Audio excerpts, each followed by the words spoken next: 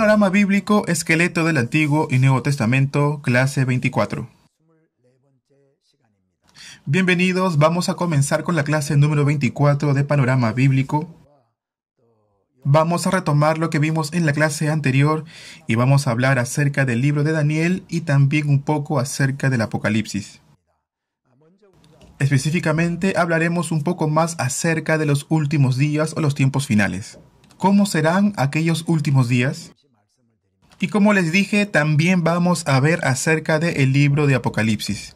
Pero antes de estudiar el libro de Apocalipsis, el tiempo final o los tiempos finales, vamos a hablar un poco más acerca de los libros proféticos. En el Antiguo Testamento son 17 los libros proféticos. ¿Se acuerdan? Fue una de las primeras clases.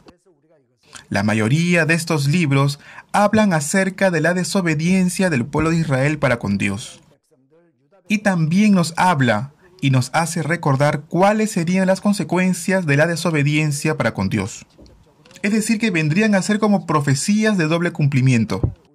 El cumplimiento más inmediato se da cuando el pueblo de Israel es castigado por Dios debido a su desobediencia a la palabra de Él. Pero también hay un cumplimiento más mediato que se cumple en el día de hoy, en nuestros días. Porque esas profecías que fueron dadas en aquellos momentos también se cumplen el día de hoy, en nuestros días, también conocido como los postreros días. Es decir, que estas últimas profecías describirán qué cosas sucederían en los postreros o los últimos días. Es por eso que hablamos del doble cumplimiento de las profecías. Porque es una palabra dada al pueblo de ese entonces, al pueblo de Israel que se encontraba en ese momento, pero también aparece palabra de advertencia para nosotros que vivimos en los postreros días. En la clase pasada estudiamos acerca del libro de Daniel y los 7 años de la gran tribulación. Y también leímos Daniel 9, 24 al 27. Estudiamos también acerca de las 70 semanas.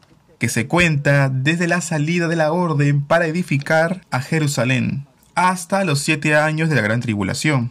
Esto lo podemos ver en Daniel capítulo 9 del 24 al 27. Después de esto, el Señor va a retornar en la tierra. ¿Y qué cosas van a suceder? Esto aparece en Apocalipsis, cuando se refiere la palabra a los 7 años de la gran tribulación, y también cuando hace referencia al reino milenial. Hay muchos eruditos bíblicos, teólogos, que presentan diferentes opiniones acerca de esto. ¿Y por qué? Si la explicación de la escatología estuviera en un solo libro, entonces no habrían tantas teorías diferentes. Pero esta palabra la encontramos en Isaías, en Daniel, en los libros proféticos, un poco también. También lo podemos ver en Mateo, en los libros del Evangelio, como Marcos, Hechos también, Primera y Segunda de Corintios, Primera y Segunda de Tesalonicenses también, luego Apocalipsis. Son muchos los libros entonces que tratan de manera parcial acerca de la escatología. Estamos viendo que son dichos por los profetas, por Jesús, por los apóstoles. Entonces, cuando uno investiga todo esto, en realidad no es fácil. Además que se pueden presentar interpretaciones diversas, según la forma de cada uno como lo pueda ver. Ahora les quiero presentar 4 corrientes de opiniones. Primero, el dispensacionalismo, que asume el pretribulacionismo, es decir, el rapto de la iglesia antes de la tribulación. Segundo, posttribulacionismo. Tercero, amilenialismo. Y cuarto, postmilenialismo, que quiere decir que el Señor vendrá después del reino milenial. Son 4 posturas. También son llamadas las 4 grandes corrientes de opiniones. Y esto facilita un poco el poder entender la Biblia y los últimos tiempos. Pueden decir, no estamos viviendo los últimos tiempos, y podemos creer que esto no es 100% cierto. Pero en realidad, todas esas preguntas e interrogantes acerca de que si es antes o después, o los últimos tiempos, cuando lleguemos al reino de los cielos tendremos oportunidad para preguntarle al Señor mismo. O si de repente experimentaremos los 7 años de gran tribulación o el reino milenial y veamos al Señor, entonces lo sabremos con certeza pero por ahora no tenemos manera de saber cuál corriente es al 100%. Con todo esto, como siervos de Dios, como eruditos que estudian la Biblia, cada uno debe tener su postura, lo que cree que podría ser cierto. ¿Respecto a qué? Respecto a la escatología. Ahora bien, quiero presentarles cuál es la escatología la cual yo creo. Pero también quiero presentarles algunas otras corrientes. ¿Para qué? Para que ustedes puedan comparar un poco. Entonces, en primer lugar, comencemos con el dispensacionalismo, o también conocido como el premilenialismo. Me gustaría que ustedes tengan algo en cuenta. En realidad todo esto son teorías que nosotros hablamos, ¿verdad? Son teorías o un conjunto de hipótesis que son consideradas como una suposición. ¿Para qué? Para poder explicar de cierta manera cómo es la escatología. Bien, entonces, el premilenialismo sostiene que el Señor vendrá antes del reino milenial. Dentro del premilenialismo existen dos posturas. Una que dice antes de los 7 años de la gran tribulación, es que vendrá el Señor. Y otra postura es que dicen no, el Señor vendrá después de los 7 años de la gran tribulación. Los que sostienen el premilenialismo son aquellos que interpretan el Apocalipsis de una forma o de una manera literal. Cuando uno lee este último libro, el libro de Apocalipsis, hay muchas cosas, muchos relatos que no logramos entender con nuestro propio raciocinio. Por ejemplo, cuando caen las estrellas, cuando dice que el agua se convertirá en sangre, por ejemplo, que una bestia sube del mar, y algunas otras cosas muy parecidas, que son muy difíciles de creer. Porque en realidad nunca antes hemos visto algo parecido a lo que describe el libro de Apocalipsis. Entonces la gente cuando lee este libro dice, ¿cómo puede suceder esto? Son aquellos que hacen una interpretación literal de la Biblia. Y podríamos decir que esto sucede en su mayor parte. Excepto que hayan señales específicas para interpretar de una manera diferente esto, son ellos quienes sostienen entonces el premilenialismo, aquellos que lo ven en una forma literal. Respecto a la última semana que también habla el libro de Daniel, lo que ocurre dentro de esos 7 años son los 7 años de la gran tribulación. En Apocalipsis también se habla acerca de estos 7 años de la gran tribulación. Por ejemplo, los 7 sellos de ira, las 7 trompetas de ira y las 7 copas de ira. Hay una postura que nos habla que el Señor vendrá antes de los 7 años de la gran tribulación. Y estos son los conocidos como los dispensacionalistas, o pretribulacionistas o premileniales. Tienen estos 3 nombres. En realidad la Biblia sí nos habla acerca de los años de la gran tribulación. Para Daniel, cuando vio esta visión, todo iba a ocurrir en el futuro. Pero para cuando el apóstol Juan escribió Apocalipsis, y se refiere a esto, algunos consideran que todo aquello que se refiere a la gran tribulación eran acontecimientos futuros, tanto para Juan como para nosotros. Es por eso que se habla de una óptica futurista, porque todo lo que ocurre y describe Apocalipsis no ha ocurrido todavía. En Apocalipsis 1:19 dice, escribe las cosas que has visto, y las que son, y las que han de ser después de estas. Dice la palabra de Dios, lo que has visto, es decir, lo que el Señor le estaba mostrando, aquellas visiones. Las que son, dice, ¿no? Los mensajes que eran para las 7 iglesias. Y luego dice, las que han de hacer después de estas. Es decir, las cosas que van a ocurrir en el futuro. Podemos entender esto que era futurista porque todavía no se habían cumplido en la época del apóstol Juan. Es más, y todavía no se han cumplido.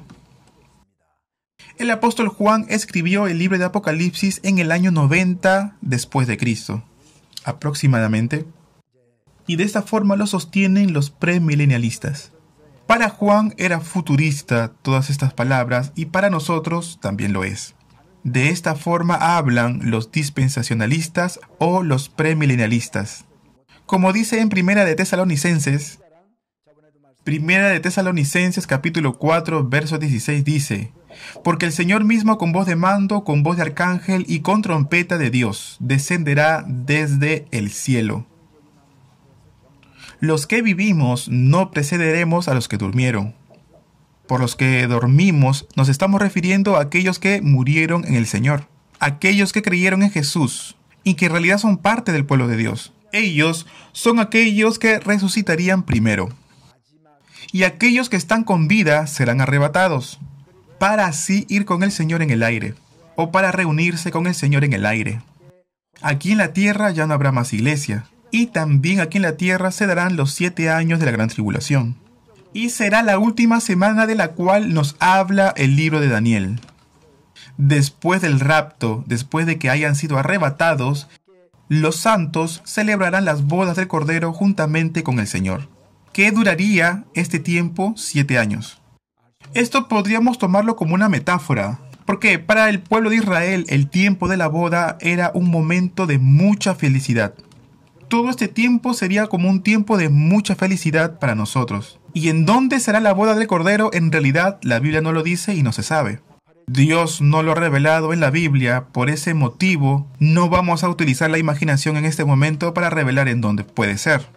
Como les dije en la clase anterior, se van a dar entonces los 7 sellos de ira, las 7 copas de ira y las 7 trompetas de ira. Las 7 copas de ira entonces serán derramadas en el último tiempo, casi al terminar los 7 años de la gran tribulación. Y los que viven en ese tiempo o vivirán en ese tiempo, verán todas las señales y sabrán que viene el fin, que se acerca en realidad el final de los tiempos. El Señor entonces con los santos, al final de los 7 años, Él vendrá aquí en la tierra, y será de manera visible, todos le verán, y aquí en la tierra será donde reinará durante 1000 años. Como dice el libro de Apocalipsis, habrán personas que se conviertan al Señor durante este periodo de 7 años de tribulación.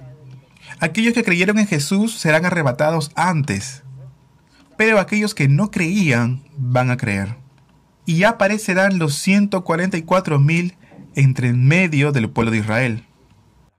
Ellos son aquellos que testificarán acerca de Jesús, y de esa forma lo dice la Biblia también. Es en este tiempo donde el pueblo de Israel va a recibir la salvación y ahí será donde ellos creerán en el Mesías Jesús. Después de los 7 años de la gran tribulación habrán muchos que habrán sufrido martirio. Ellos también van a resucitar y participarán también del reino milenial. Inmediatamente antes del reino milenial va a descender un ángel y encerrará a Satanás en el abismo. Y dice la palabra de Dios que allí será atado por un poco de tiempo. Durante todo este periodo de reino milenial no habrá maldad, sino que solamente habrán cosas buenas, y nada malo ocurrirá. Después de los 1000 años, al terminar, dice la palabra de Dios que Satanás será soltado por un poco de tiempo. ¿Para qué? Para tentar a la gente. Y es ahí donde dice que tentará a Gog y a Magog, para que de esta forma ellos confronten a Jesús. De esta forma lo dice la Biblia.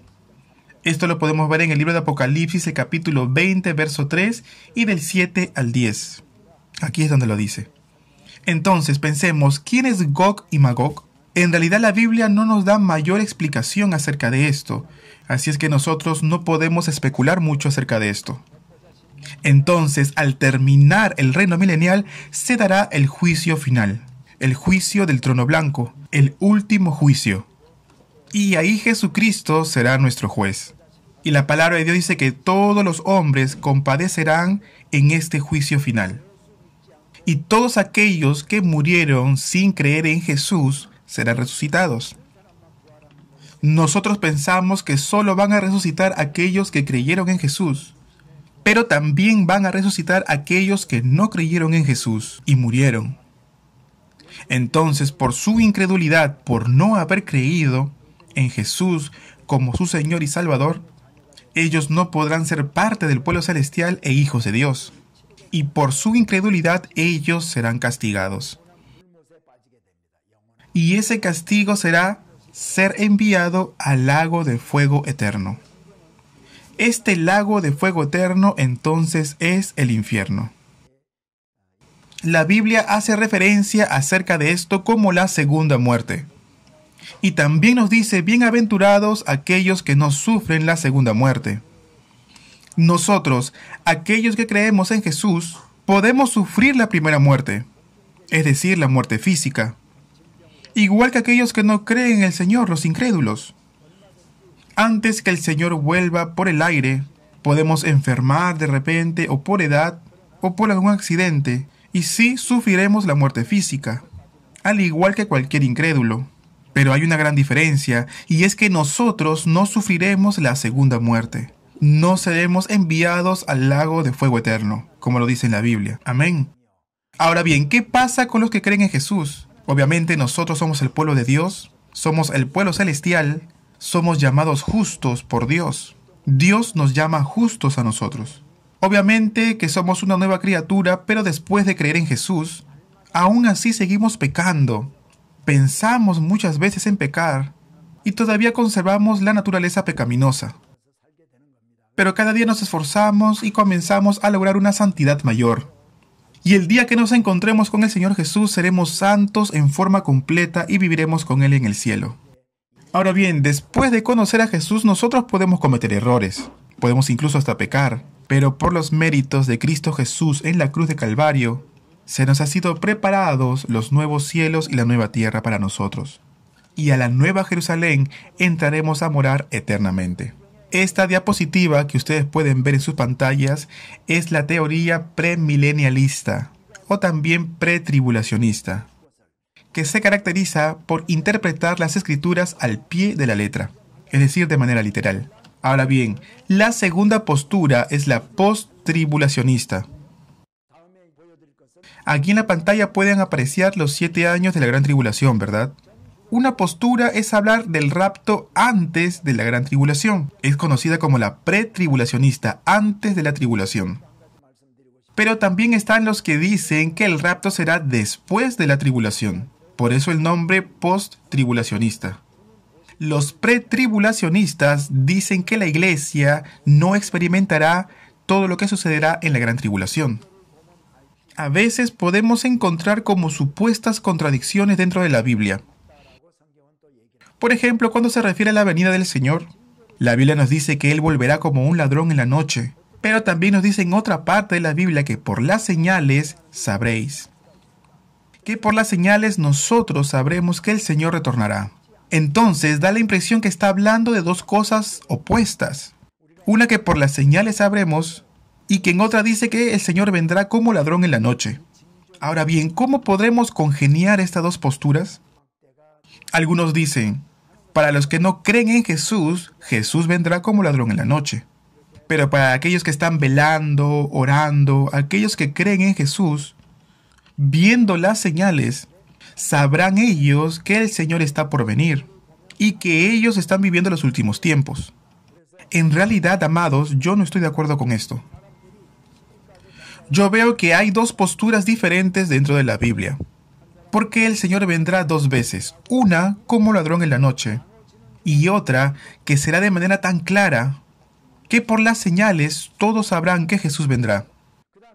Cuando el Señor venga por el aire, las personas aquí en la tierra se darán en casamiento, uno trabajará en el campo, el otro estará durmiendo, el otro trabajando. Cuando nadie se imagine que el Señor vendrá, el Señor retornará en el aire. Habrán otras personas que experimentarán los 7 años de la tribulación.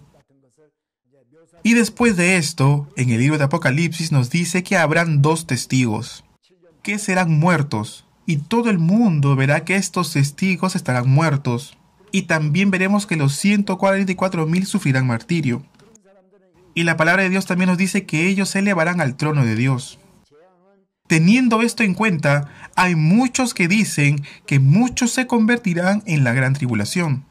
Entonces, aquellos que creyeron en la tribulación, cuando el Señor vuelva a la tierra, sabemos que se dará una plaga muy terrible aquí en la tierra, una gran tribulación como nunca antes, y de esa forma sabrán que el fin está cerca, que el Señor está por retornar en la tierra. Entonces, una vez el Señor vendrá como ladrón y en otra oportunidad, por las señales ellos se darán cuenta, por las señales que el Señor va a retornar. De esta forma lo veo yo. Así lo entiendo yo. Entonces, esta explicación y esta diapositiva corresponde a la postura premilenialista, pero post-tribulacionista. Los creyentes, la iglesia, sufrirán la tribulación. Según la postura pretribulacionista, la iglesia ya no estaría presente en la gran tribulación, porque ya ha sido raptada antes. Pero para aquellos que sostienen el post-tribulacionismo, dicen que aún los mismos creyentes sufrirían la tribulación. Es por esa razón que debemos de buscar la santidad como novia de Cristo, esposa de Cristo. No obstante, hay promesas dentro de la Biblia donde se le dice al creyente que ellos no pasarán por la gran tribulación. Es por eso que yo creo que aquellos que creyeron en Jesús no van a pasar por la tribulación. Pero según esta postura que estamos viendo, post-tribulacionismo, tanto los no creyentes como los creyentes pasarían por la tribulación. Un día volverá el Señor en el aire, y entonces los que creen serán arrebatados, y los muertos en Cristo también van a resucitar, para de esta forma volver con el Señor a la tierra. Y luego de este punto hacia adelante es igual que el pretribulacionismo. ¿Se acuerdan de la diapositiva anterior? Que hablamos acerca del premilenialismo, pretribulacionismo. Bueno, habla de que Satanás será encerrado en el abismo y luego será soltado por un poco de tiempo dentro del reino milenial. Luego vendrá el juicio final. Los creyentes van a ser resucitados, los incrédulos también. Los incrédulos serán enviados al lago de fuego eterno y los creyentes serán enviados al cielo nuevo y tierra nueva. Esta postura, la post-tribulacionista, ¿en base a qué textos bíblicos o pasajes bíblicos sostienen esto? Mateo 24. Y es en base a esto que sostienen su postura post-tribulacionista. Mateo capítulo 24. Vamos a buscarlo y lo vamos a leer. No tengo este pasaje en la diapositiva, así que les pido que lo puedan buscar. Mateo capítulo 24. Allí en ese capítulo, Jesús se encontrará en el monte Olivo y se está refiriendo con sus discípulos acerca de los últimos tiempos. Verso 3. Dice: y estando él sentado en el monte de los olivos, los discípulos se le acercaron aparte diciendo: dinos, ¿cuándo serán estas cosas y qué señal habrá de tu venida y del fin del siglo? Eso que acabamos de leer es el verso 3. Y ahora vemos que ellos les están preguntando a Jesús: ¿cuándo es que se darán estas cosas acerca del fin del siglo? Y vemos que el Señor les dice muchas cosas. Dice: muchos vendrán en mi nombre diciendo yo soy el Cristo, y a muchos se engañarán. Oiréis de guerra y rumores de guerra. Pero les dice: aún no será el fin. Y dice también: porque se levantarán nación contra nación y reino contra reino, y habrá pestes y hambres y terremotos en diferentes lugares. Pero también dice: y todo esto será principio de dolores. Es decir, que será el comienzo de la tribulación. Y el Señor en el verso 9 dice: entonces os entregarán a tribulación y os matarán, y seréis aborrecidos de todas las gentes por causa de mi nombre. Y nos está diciendo la palabra de Dios: entonces los van a entregar a ustedes a la tribulación. Es decir, en este tiempo de la tribulación ustedes serán entregados y los matarán. ¿Qué más dice la palabra? Y serán aborrecidos por todas las gentes por causa de mi nombre. ¿Y a quiénes Jesús les está hablando? A sus discípulos. Entonces la gente puede decir: pero bueno, los discípulos son aquellos que creen en Jesús. Entonces, si aquellos que creen en Jesús van a pasar la gran tribulación, de esa forma lo está diciendo Jesús. ¿Pero qué más dice la palabra de Dios? Verso 10. Muchos tropezarán entonces y se entregarán unos a otros y unos a otros se aborrecerán. Y muchos falsos profetas se levantarán y engañarán a muchos. Y dice en el verso 13: mas el que persevere hasta el fin, éste será salvo. Y será predicado este evangelio del reino en todo el mundo para testimonio a todas las naciones, y entonces vendrá el fin. También dice, entonces los que estén en Judea huyan a los montes, el que esté en la azotea no descienda para tomar algo de su casa, y el que esté en el campo no vuelva atrás para tomar su capa. Y de esta forma sigue explicando cómo serán aquellos días, ¿verdad? Y pareciera que aquellos que también creen en Jesús serán atribulados. Esto Jesús les está diciendo a sus discípulos, ¿verdad? Es verdad que Jesús le dijo esto a sus discípulos quienes eran judíos. Los judíos pasarán por los 7 años de la gran tribulación, y ellos serán salvos por la tribulación o por causa de la tribulación. La iglesia no es el reemplazo de Israel del Antiguo Testamento. No es que el Israel del Antiguo Testamento es reemplazado por los creyentes, por la iglesia. Israel es una cosa y la iglesia es otra cosa. Y creo que no deberíamos confundirnos.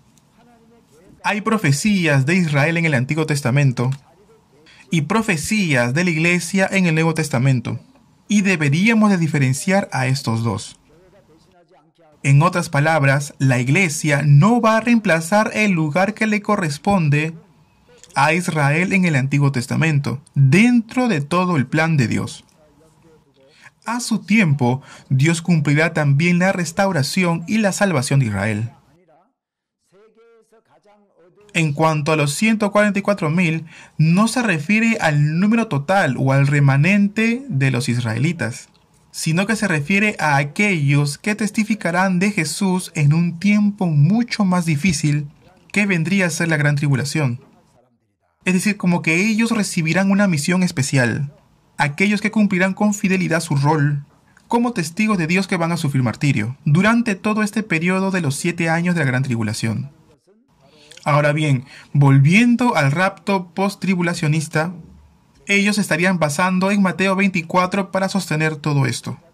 Que Jesús se refirió a esto a los discípulos, pero nosotros hacemos la salvedad que solamente se refería a los discípulos judíos y que no se estaría refiriendo para la iglesia.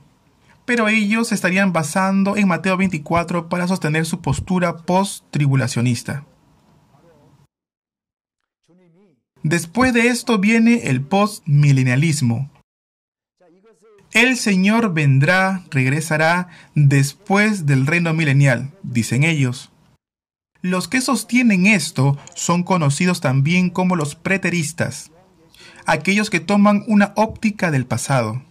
Es decir, para cuando el apóstol Juan escribió Apocalipsis, que sería aproximadamente en el año 67, 68 después de Cristo, en aquella época todas las dificultades descritas en Apocalipsis habrían sido totalmente futuristas, pero se cumplió un año después.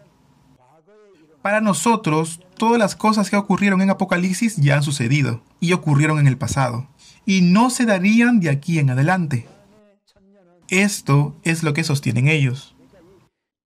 Es por eso que se les llama preteristas. También son conocidos como postmilenialismo. Milenialismo viene de milenio, del reino milenial. Para Dios, Dios dijo que 1000 años será como un día y un día como 1000 años. Por lo tanto, no hay necesidad de entender el reino milenial, dicen ellos, como 1000 años exactamente, o al pie de la letra. Podrían ser de repente 1000 años, 3000 años. Los 7 años de la gran tribulación para ellos ya ha sido dado en el pasado. Y todo aquello que describe Apocalipsis no serían cosas que sucederían. Por ejemplo, los 7 sellos de la ira, las 7 trompetas, las 7 copas de la ira. Ellos dicen que todo esto ya se cumplió en el siglo I a.C. Y que desde ese momento ya se está dando el reino milenial. Dicen que en realidad el Señor ya ascendió a los cielos y que ya ha sido sentado a la diestra de Dios Padre y está gobernando desde allí al mundo. Es por eso que desde ese momento el reino de Dios se extiende y nosotros ya estaríamos viviendo en ese reino de Dios.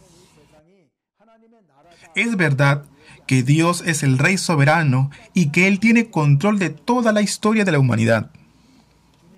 Y sí, este mundo en el cual nosotros vivimos podríamos decir que es el reino de Dios. Pero hasta el día de hoy esto no se ha dado de forma completa. Hasta que el Señor regrese, retorne y gobierne el mundo de una forma más directa, ¿verdad? Entonces nosotros decimos ya, pero no todavía. Es decir, ya, pero no todavía. Esto es un término teológico para referirnos justamente a esto mismo. Ya, pero no todavía. Que el reino de Dios ya se ha cumplido, pero no en una totalidad. Esta postura dice que debemos predicar cada vez más el Evangelio, porque este reino milenial se estaría expandiendo y se convertiría en un mejor mundo para poder vivir. Y que luego el Señor vendrá en algún momento, y esto será cuando la vida terrenal sea tan placentera como la vida celestial. Esto es el postmilenialismo o la postura postmilenialista. Los que creen en Jesús todos resucitarán. Los que murieron en Cristo, cuando el Señor vuelva a la tierra al final del reino milenial, aquellos que murieron en Cristo van a resucitar. Y los que murieron y no creyeron en Cristo también van a resucitar. Va a haber un juicio final. Y los incrédulos, por no haber creído en Cristo Jesús y al no ser hallados en el libro de la vida, serán enviados al lago de fuego. Más aquellos que creyeron en Cristo Jesús irían al reino de los cielos, a ese cielo nuevo y tierra nueva, o a la nueva Jerusalén. Ahora bien, pensemos en esto. El mundo en el que vivimos hoy. Es verdad que el Evangelio se está expandiendo, pero ¿en realidad está mejorando el mundo? ¿El mundo está siendo cada vez más bueno o el mundo está siendo cada vez más malo? ¿No es que la maldad está aumentando? En realidad es así, ¿verdad? Entonces aquellos que sostienen esa teoría no están considerando el mundo. No están viendo la perspectiva de este mundo en forma pesimista, sino de una forma muy optimista. Predica el Evangelio, porque entonces cada vez más va a haber menos maldad, y este mundo va a ser mucho mejor. Esto es casi parecido a la teoría de la evolución. Es como que un microorganismo va a ir evolucionando. Ellos también dicen que de esta forma el mundo iría evolucionando, para que sea cada vez mejor. Los postmilenialistas sostienen que hay que intervenir activamente en la política, en la justicia social, y uno como siervos, como pastores también, tiene que postularse a las presidencias, a cargos políticos, involucrarse en la política o ser senadores. Los que sostienen esto es porque creen en el postmilenialismo. Ahora bien, terminamos con esto y nos queda todavía la última postura, que es el amilenialismo. ¿En qué consta el amilenialismo? Ellos estarían haciendo una interpretación simbólica de todas aquellas historias bíblicas que están leyendo o que leen. Hablan de una verdad que supera el tiempo y dicen que la bondad y el bien superan el mal. Cuando hablan acerca del anticristo o leen acerca del anticristo, todo esto ellos lo ven de esta manera. Y en realidad vendría a ser como una óptica conceptual, muy conceptual, que ellos adoptan. Vendría a ser como una interpretación simbólica del libro de Apocalipsis. Y también es considerado como un enfoque espiritual.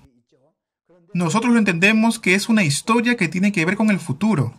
Pero ellos dicen que no tiene nada que ver con la historia, sino que simplemente se está refiriendo a un conflicto eterno que siempre ha existido y existirá entre el bien y el mal.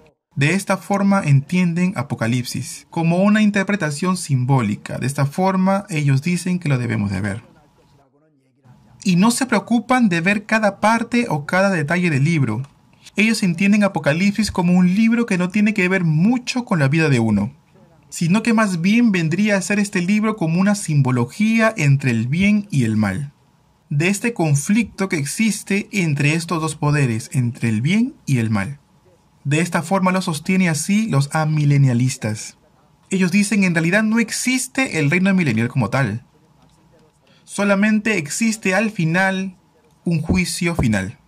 Y allí en ese juicio final, en ese tiempo final, todos compadeceremos. Es por eso que de esa forma debemos de nosotros vivir la palabra de Dios, debemos buscar la bondad. Y ellos dicen, pero no es que estas cosas vayan a ocurrir dentro de la historia. En realidad no hay que entenderlo en forma literal esto, ellos dicen. Pero sí habrá un juicio final y resucitarán aquellos que murieron en Cristo y también aquellos que murieron en su incredulidad. Y en el juicio final algunos serán enviados al lago de fuego, aquellos que fueron incrédulos, o aquellos que creyeron en Jesús cuando estaban en vida irán al cielo nuevo y tierra nueva. Y así de esta forma sostienen los amilenialistas. Nosotros en este estudio no vamos a estudiar el libro de Apocalipsis capítulo por capítulo. No estamos viendo versículo por versículo. Pero ustedes en esta oportunidad han visto en forma general desde qué óptica ustedes pueden leer este libro. Y han podido ver un poco la comparación de diferentes ópticas, para que ustedes lean y entiendan las diferentes maneras de poder interpretar la escatología. Algo que quisiera añadir es que según la interpretación que ustedes le hagan a Apocalipsis, van a interpretar de una manera diferente el libro de Mateo, Primera y Segunda de Tesalonicenses, cuando el Señor habla acerca del retorno por el aire hacia la tierra. Si ustedes adoptan el postmilenialismo, entonces, ¿qué harían con todo lo que dice Primera de Tesalonicenses capítulo 4, por ejemplo? En realidad todo tendría que coincidir, ¿verdad? La postura que ustedes adopten vendría a ser como un gran paradigma que ustedes formarían. Y de acuerdo a esa postura, las interpretaciones podrían variar, pero tendrían que tener sí una concordancia. Por ejemplo, en Isaías habla de la escatología. Ahora bien, su interpretación va a depender de la postura que ella adopte, de todas estas 4 posturas que ya hemos visto.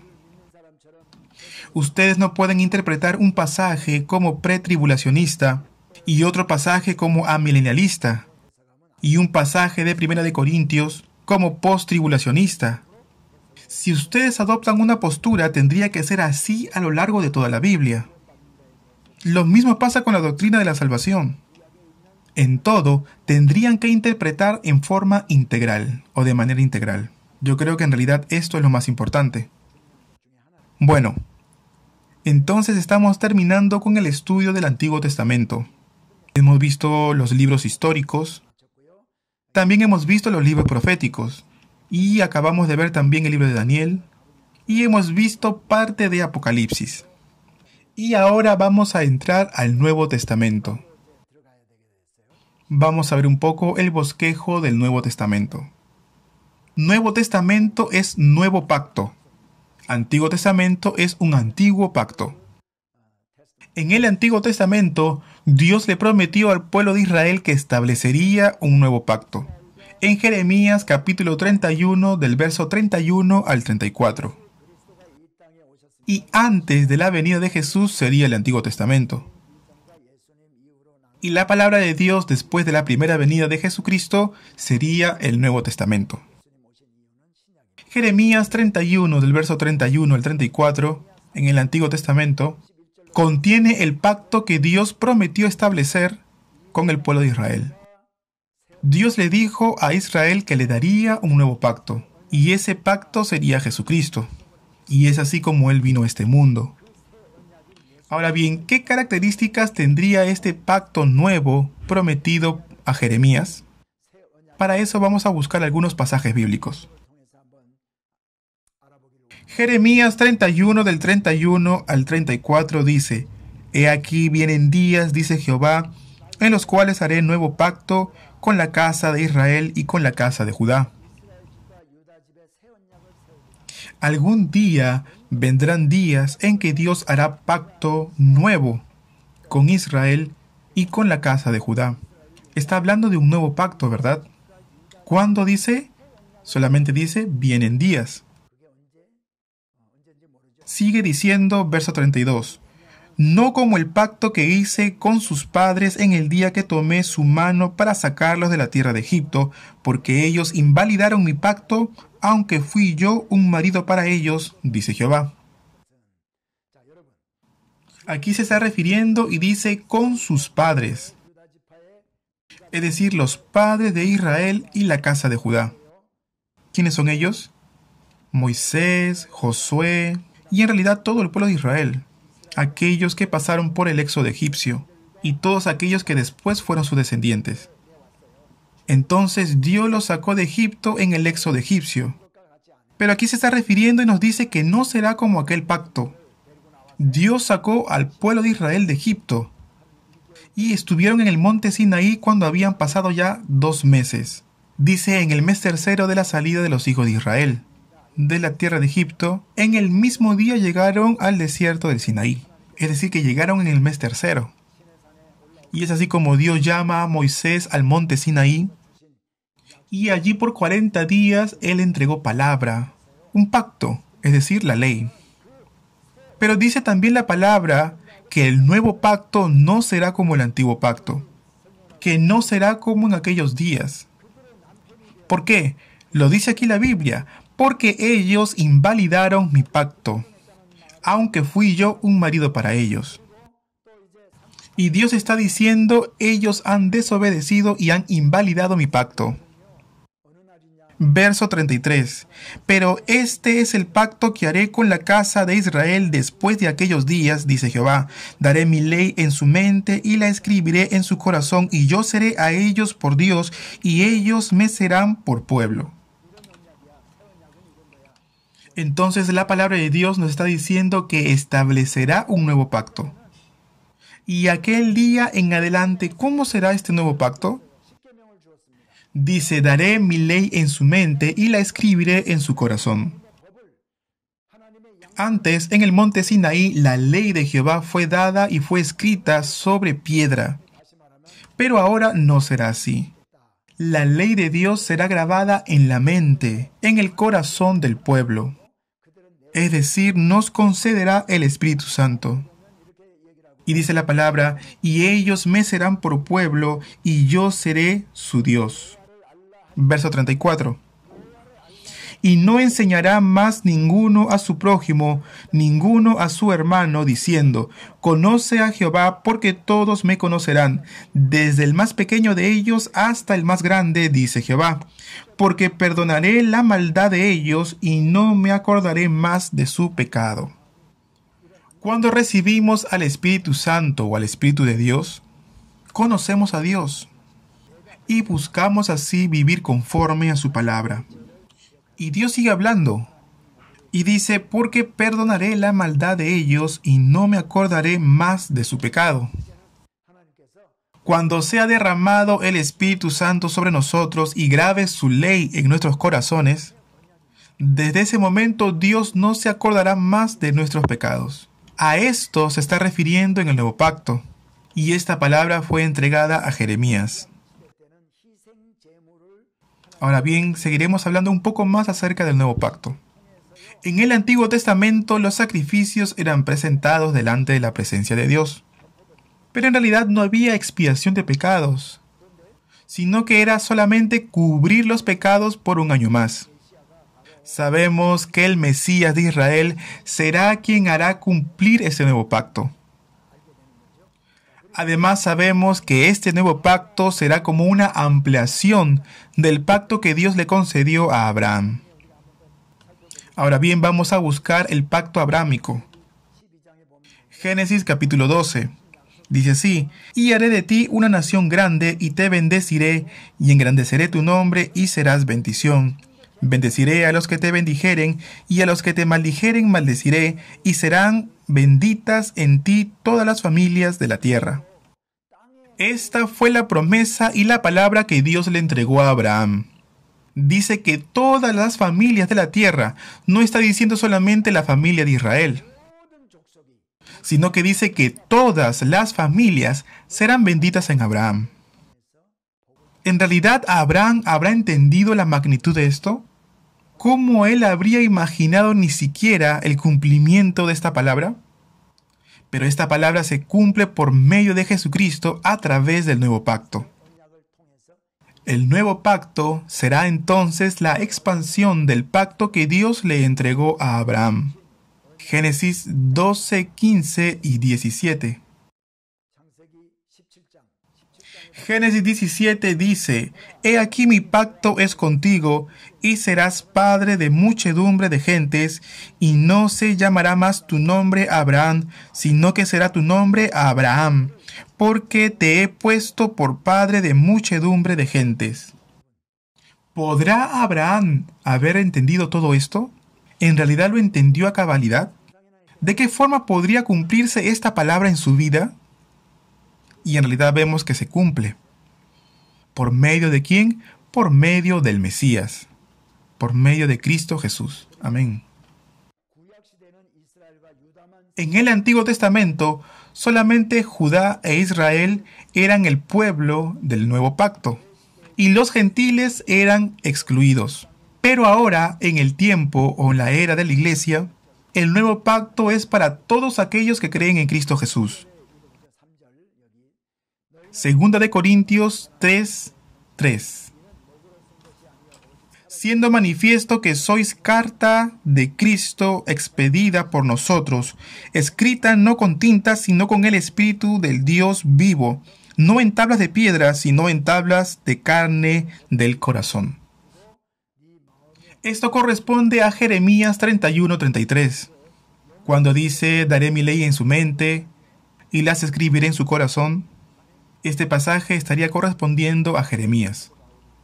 En 2 de Corintios 3:3 dice, no escrita con tinta, sino con el Espíritu del Dios vivo. Y también dice, no en tablas de piedra, sino en tablas de carne del corazón.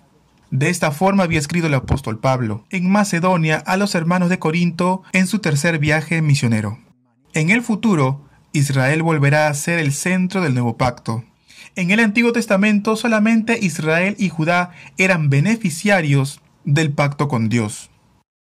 Por medio de la Iglesia, por medio del Mesías, un nuevo pacto fue dado a un pueblo mucho más grande. Y en la era de los gentiles recibirían la salvación. Y este nuevo pacto pasaría de las manos de Israel a los gentiles, en esta era de los gentiles. Pero después, cuando llegue este tiempo de la gran tribulación, nuevamente Israel será el centro de este nuevo pacto.